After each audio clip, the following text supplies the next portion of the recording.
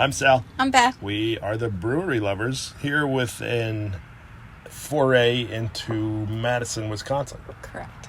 We were in Wisconsin. We did New Glarus, and then we said, well, we got to do something else, maybe. Is that what we did?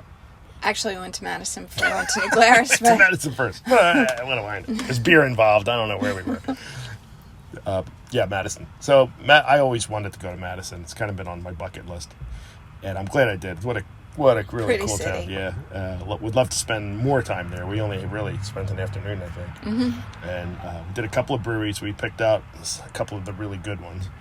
First one was Working Draft. I loved the title, obviously, as a writer. I thought that was interesting. Pretty place. Just a really nicely laid out and decorated breweries. A lot of room, a lot of blue. This painting was really interesting. It's like hops and grain and water and then more hops and more grain. Probably yeast in there as well. Yeah, maybe. Really, and big. The thing was big. Very tidy brewery.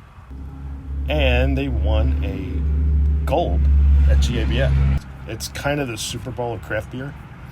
And there's a lot of beer competitions out there and a lot of medals you can win, but this is among the most prestigious. Yeah. And what did they win and what for? They won gold in the category for Doppelbock or Eisbock for their Cluster A Doppelbock, 7.5%. It was pretty darn good, too. It was awesome. And it was the first time we got to see a GABF trophy. Yeah, it's a keg. Yeah, it's a little mini keg. It's cute. They had it on display. So there, it looks like I'm doing homework, but that's how you fill out your flight sheet. Yeah. And the flight rack was really interesting. Well, tell them what we had first. Wait, tell them what we're drinking first. Okay. Can you hand me the bottle? Yeah. So In our official New Glarus souvenir glass. we're drinking Serendipity from New Glarus. What's a little bit more? Yeah. It's they're known for their Belgian red, Belgian ale made with tons and tons of cherries. But apparently the year that this beer was made, there was a drought, and there just wasn't a lot of cherries. So they made this beer with a combination of cherries, apples, and cranberries. And it is just a beautiful combination. It's so good. I mean, it's like a really bright cider, but it's not cidery. Does that make sense? Like, it doesn't really taste like cider. And no, it doesn't. You don't get apples or but it has that pears as you would in a pear. huge fruit kick and a little bit of hot bitterness on the finish, and it's just a little tiny bit of sourness, a little tiny bit of malt. It's like bright. balanced. Yeah, it's super dry. bright. Anyway, that's a different video. Yeah, there's another video for that one. Look at the New Glarus video. We took a lot of video at New Glarus. It's really pretty. That got its own video. The flight racks were really interesting. So it's two big, heavy pieces of metal that fit together, and so it's real easy to store, and they can throw them in the dishwasher. Just tough as nails. And easy to clean. I thought that's the first time we'd seen anything Never like that. seen anything like that before. And we do a lot of flights, so we've seen a lot of flight delivery systems. What else did we like? The cluster rod, I think we liked everything. We did like everything. The barrel-aged stout was amazing. Lumbermouth. Czech Pilsner, yes. Yep. This is a Not sure how to say that one. New Spotny? Nenny Spotny? Spotny. It I was have a no Czech amber. Czech amber, too. Yeah, they did a bunch of Czech styles. And they're really difficult to make. So if you find a Czech beer in a brewery and it's good, chances are everything's going to be good. Yeah. We like their IPAs and their pale ales and everything we tried. Yeah. Nice spot. Then, over to Giant Jones. I'm laughing because I still can't believe this place exists. It is unique. First they said, look for the pink door. We had trouble finding it. It was in this big, repurposed factory where there was a whole bunch of stuff. There was a bunch of building, businesses in the building. Eventually, we did find the pink door.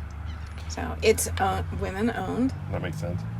Then when you walk in and you realize where you are, they only serve barley wine. Well, they have a couple other They had exceptions, one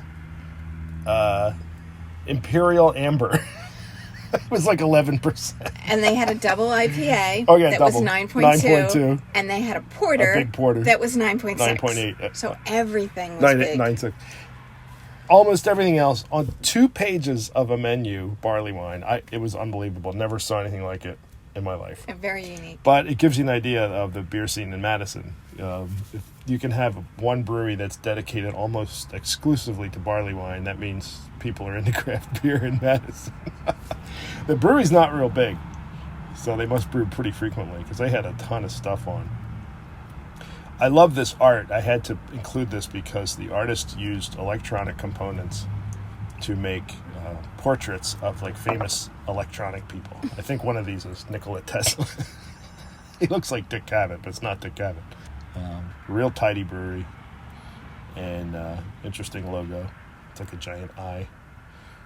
A bunch of stuff on tap, most of which was barley wine. It wasn't all theirs. They had a few guest taps as well. Correct. But a ginormous menu of very, very large beers. And they gave us stickers. And stickers. We like it when we get stickers. What do we have that we liked? We liked everything. Oh, you know what else they did? They would do the same batch. Different vintages. But different vintages, so you could try okay, here's 2023, here's 2022. And that's what we did. We had their American barley wine from 2020 and 2022, so you can taste the difference in the Compare aging. the difference in the terroir and all that other stuff. Oh, and we did have the big porter. We had the and porter big IPA. and the IPA. Yeah, that's smart. So, we tried to mix it up. And then I think we took a nap. I could have spent a week in this place. The advantage of taking your bedroom with you at every brewery is that you can take a nap. When your house is with you, you can always take a nap. I could have spent a week in this place easily because you can't try everything in one sitting. That would not end well. No. Everything's 11, 12, 13, 14, 15%. Barley wine, by the way, is beer, but they call it barley wine because it's so strong. And so it's wine strength beer.